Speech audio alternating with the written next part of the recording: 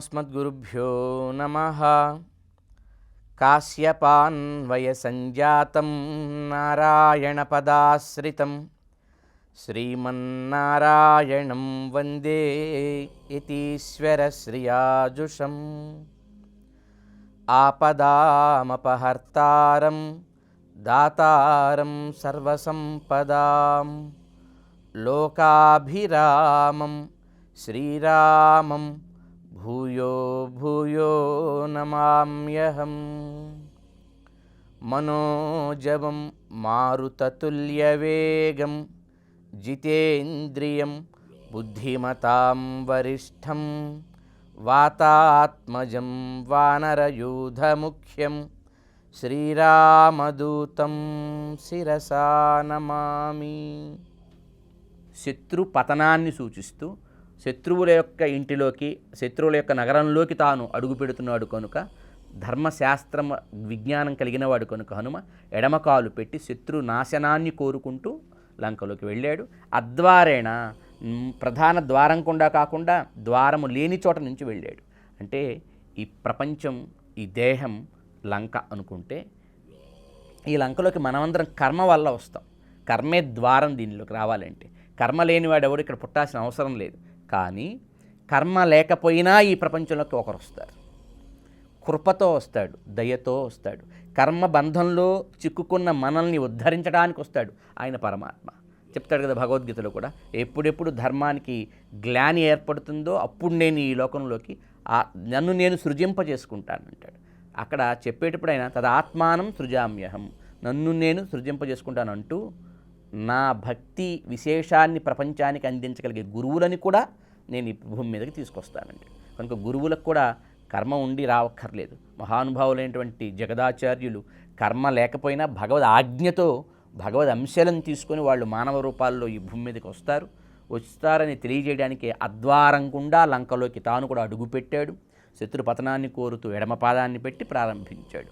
లంక చూస్తే ఎక్కడ చూసినా బంగారు తాపడములతో ఉంది. దిగుడు బావులలో కూడా, అంటే బంగారం ఎక్కువై ఎక్కడ పెట్టాలో తెలియక దిగుడు బావుల లోపల కూడా బంగారపు పొతలు పూశారు గోడలకి. వజ్ర వైడూర్య గోమేధిక మణిమయ రత్నములను పౌడర్లుగా, అంటే పిండి చేసి ఆ పిండితో స్తంభములకి, అట్లాగే అక్కడ ఉండేటువంటి సోపానములకి, తూలికలకి, అక్కడ ఉండేటువంటి ఆస్తరణలకి, అక్కడ ఉండేటువంటి ఆసనములకి కూడా వాటితో అద్భుతమైన డిజైన్స్ చేయబడి ఉంది. ఎక్కడ చూసినా లోహమయమై దివ్యమైనటువంటి కాంతులు విరజిమ్ముతోంది లంకానగరం. లంకను చూస్తూ పరిశీలిస్తూ సీతమ్మ కోసం ముందుకు సాగాడు హనుమానుడు. అలా వెళుతున్నప్పుడు ఆయనకి రాత్రివేళ కూడా రావణాసురుడి యొక్క క్షేమాన్ని కోరుతూ మంత్ర జపములు చేసేవారు, హవనములు చేసేవారు ఆయనకి తారసపడ్డారు. కొన్ని చోట్ల రావణుడిని సంకీర్తనలు చేస్తున్న వాళ్ళు కనపడ్డారు. ఆ లంకా నగరమంతా రాత్రివేళ కూడా పగలుతో సమానంగా ఆకులమై ఆసుర శక్తులతో నిండి ఉంది. అలాగే రావణాసురుడి యొక్క భవన మధ్యానికి చేరాడు. అక్కడ ఒక అద్భుతమైన దివ్యమైన పుష్పకం అనే విమానాన్ని హనుమానుడు చూశాడనమాట. అది భూమికి అంటకుండా గగనపథంలో ఉంది. ఎంత పెద్దగా ఉందంటే ఆ పుష్పక విమానం లోపల మరొక నగరం ఉందా అనేంత పెద్దగా ఉంది. అది అనేక సంస్థాన విశేష నిర్మితం అంటాడు వాల్మీకి భగవానుడు. అంటే సంస్థానం అనే ఒక మాటకి సూర్యరాయ నిఘంటువు, సూర్యరాయాంధ్ర నిఘంటువు అనేటువంటి ఒక సంస్కృత నిఘంటువు ఆటమిక్ పవర్, అణుబంధము అని చెప్పిందనమాట. సంస్థానం అంటే అనేక సంస్థాన విశేష నిర్మితం, అంటే దురావరం మారుత తుల్యగామినం. దానికి అది వాయువుతో సమానమైన వేగం కలిగినది. మనస్సుతో అనుకుంటే చాలు, దానికి ఒక చోదకుడు నడిపే డ్రైవర్ అవసరం లేదు. అందులో ఉండి మనసుతో అనుకొని ఎక్కడికి వెళ్ళాలంటే అక్కడికి వెళుతుంది, తీసుకువెళ్ళగలిగింది. ఎంతమంది ఎక్కినా వాళ్ళకి స్థలాన్ని చూపగలిగినంత విశాలమైనటువంటి ఒక దైవీ శక్తితో నిండినటువంటిది అది. అది కుబేరుడి యొక్క విమానం. నిజానికి కుబేరుణ్ణి అన్యాయంగా గెలిచి ఆ కుబేరుడి మీద నుంచి బలవంతంగా లాక్కొచ్చాడు రావణాసురుడు. తన భవన మధ్యంలో పెట్టుకున్నాడు. రావణ సంపదలకి, రావణాసుడి దగ్గర ఉన్నటువంటి లంకానగరం మొత్తానికి ఇదే హైలైట్ అని చెప్పదగినట్టుగా ఉంది ఆ పుష్పకం. పుష్పకంలోకి వెళ్ళి చూశాడు. అట్లాగే రావణ భవనం యొక్క అంతఃపురంలోకి వెళ్ళాడు. రావణుడు సుమారు 5,000 మంది స్త్రీలను వివాహం చేసుకున్నాడు. 5,000 మంది భార్యలు ఉన్నారట రావణాసురుడికి. తనే చెప్తాడు ఈ మాట. గంధర్వులు, యక్షులు, నాగులు, కిన్నెరులు, వివిధ దివ్య దేవజాతి స్త్రీలంతా రావణుడు ఆయా చోట్లకి యుద్ధాలకు వెళ్ళినప్పుడు అతడి ప్రభావాన్ని, అతడి ఐశ్వర్యాన్ని చూసి వాళ్ళే ఇష్టపడి ఇతన్ని వివాహం చేసుకున్నారు. అట్లాంటి రావణ భార్యలంతా కూడా అక్కడ మద్యాన్ని సేవించి రకరకాలుగా భోగ లాలసతతో వాళ్ళందరూ ఉన్నటువంటి దృశ్యాన్ని హనుమంతుడు వీక్షించాడు. వీక్షించి అక్కడి నుంచి రావణ భవనం లోపలికి వెళ్ళాడు. అక్కడ మండోదరిని చూశాడు ఆయన. మండోదరిని చూసినప్పుడు ఆయనకి ఆ మండోదరి చాలా కాంతితో తేజస్సుతో కనపడింది ఆయనకి. బహుశా సీతమ్మేమో అని ఒక క్షణం లిప్తపాటు అనుకున్నాడు ఆయన. సీతమ్మ అయి ఉంటుందని ఆనందంతో ఒకసారి తోకను తీసుకొని ముద్దు పెట్టుకొని ఒక స్తంభం మీద నుంచి ఇంకో స్తంభం మీదకి దూకుతూ సహజ సిద్ధమైన చాపల్యం, అంటే కోతికి ఎట్లా అయితే సహసిద్ధమైన చాపల్యం ఉంటుందో అట్లాంటి చేష్టలను చూపించాడు అని చెప్తారు వాల్మీకి భగవానుడు.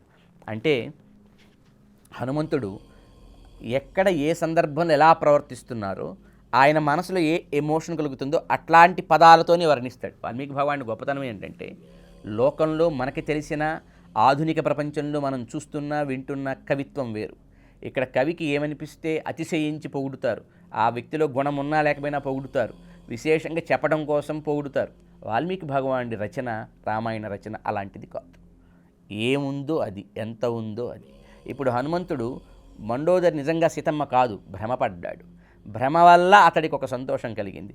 భ్రమతో సంతోషంతో చేసిన చేష్టలని కోతి చేష్టలనే వర్ణిస్తాడు. అదే చాలా బుద్ధితో, పరాక్రమంతో, చాలా తెలివితో, ప్రాజ్ఞతతో చేసినటువంటి పనులని దానికి తగ్గట్టు వర్ణిస్తాడు. అంటే హనుమంతుల వారు దగ్గర నుంచి, రావణాసురుడి దగ్గర నుంచి, రామాయణం మొత్తంలో ప్రతి పాత్రకి ఏ విశేషణం చెప్పినా, ప్రతి పాత్రకి ఏ శబ్ద ప్రయోగం వాల్మీకి భగవానుడు చేసినా దాంట్లో చాలా ఔచిత్యత, గాంభీర్యత, సమయోచితమైనటువంటి అద్భుతమైన సార్థకత ఆ ప్రయోగాల్లో ఉంటాయి. అది మనం తెలుసుకోగలగాలి. అది లౌకికంగా మనం చూస్తున్నటువంటి కవుల కల్పనలకి యథాతథమైన ఇతిహాస శ్రేష్టమైనటువంటి రామాయణానికి మధ్య ఉన్నటువంటి ప్రధానమైనటువంటి విలక్షణత, ప్రత్యేకత కూడా. అయితే అలా హనుమంతుడు మళ్ళీ ఒక్కసారి అనుకుంటాడు, లోకనాథుడైన రాముని భార్య ఇట్లా ఒక నీచుడి దగ్గర ఇలా ఉంటుందా? ఒక ఆసనం మీద పడుకుంటూ హాయిగా నిద్రపోతూ ఉంటుందా? రాముణ్ణి వదిలిపెడితే, రాముడంతటి గొప్పవాడిని వదిలితే ఆ తల్లి కన్నీరు మున్నీరుగా దుఃఖిస్తూ ఉంటుంది. కానీ ఇలా ఎందుకుంటుంది? కాదు ఈవిడ సీతమ్మ కాదని మరలా తన్ని తాను మళ్ళీ ఒక్కసారి ఆలోచించుకొని, యుక్తియుక్తంగా తార్కికంగా ఆలోచించుకొని తాను మళ్ళీ అక్కడి నుంచి నిరాశతో, అంటే ఎంత వెతికినా సీతమ్మ కనపడలేదనే నిరాశతో రావణ భవనం నుంచి మళ్ళీ బయటికి వస్తాడు. బయటికి వచ్చిన తర్వాత అప్పుడు ఆయన ఒకసారి స్వామిని, అమ్మవారిని కూడా ప్రార్థన చేస్తాడు. అంటే మనం ఒక పని చేద్దామని ఆ పనిని తీసుకున్నప్పుడు, పనిని బాధ్యతగా ఈ పని నేను చేసి తీరాలి అని ఆ పనిలో అయినప్పుడు తెలియకుండానే ఒక చిన్నిపాటి అహంకారం వస్తుంది. నేనే చేయగలను, నేనే చేస్తున్నాను అనేటువంటి అహంకారం వస్తుంది. అంటే చేస్తూ ఉండటం వల్ల అట్లాంటి ఒక అటాచ్మెంట్ ఆ పనితో ఏర్పడుతుంది. లేకపోతే పనిని చేయలేం కదా. హనుమంతుడు కూడా నేను సీతమ్మని వెతకాలి అని కదా వచ్చాడు. నేను సీతమ్మని వెతకాలి అనుకుంటున్నాడు. కానీ ఆయనకు ఒక విషయం జ్ఞాపకం వచ్చింది. సీతమ్మ తనకై తానే జనక చక్రవర్తికి యజ్ఞక్షేత్రంలో కనిపించింది. నేను కాదు వెతకాల్సింది, ఆవిడే కనపడాలంటూ ఒక్కసారి రామచంద్రుడికి నమస్కరించాడు. నమోస్తు రామాయ సలక్ష్మణాయ దేవ్యై చ తస్యై జనకాత్మజాయై నమోస్తు రుద్రేంద్రయమానిలేభ్యో నమోస్తు చంద్రార్క మరుద్గణేభ్య అంటూ ఒకసారి స్వామిని, రామచంద్రుడికి నమస్కారం. ఎట్లాంటి రాముడు? నమోస్తు రామాయ సలక్ష్మణాయ. లక్ష్మణుడితో ఎప్పుడు కూడి ఉంటాడు రాముడు. లక్ష్మణుని క్షణకాలం కూడా వదిలిపెట్టి ఉండడు రాముడు. రామలక్ష్మణుల యొక్క కూర్పు ఎంతో గొప్పది. హనుమంతుడు ఎంత గొప్పవాడంటే ఒక వ్యక్తి యొక్క ముఖం చూసి మనసులో ఏముందో చెప్పగలిగినవాడు. అందుకే ఆయన నమోస్తు రామాయ, రాముడికి నమస్కారం, స లక్ష్మణాయ చ, లక్ష్మణుడితో కలిసి ఉండే రాముడికి నమస్కారం అని చెప్తాడు. అంటే ఆ అవిభాజ్య తత్వాన్ని ఆయన గుర్తించాడు. అట్లాగే నమోస్తు రామాయ స లక్ష్మణాయ దేవ్యై చ తస్యై జనకాత్మజాయై, జనక ఆత్మజ అయిన తల్లికి, దేవి ఆవిడ, దివ్ అంటే ప్రకాశించుట, తనకి తాను ప్రకాశింపజేసుకుంది జనక చక్రవర్తికి. నేనేదో ఇన్ని రోజులు వెతకాలి, ఇంతసేపు అని అనుకుంటున్నాను, అమ్మ నువ్వు కనిపించు నాకు అంటూ ఆయన ప్రార్థన చేశాడు. For more videos like this, subscribe Big TV channel.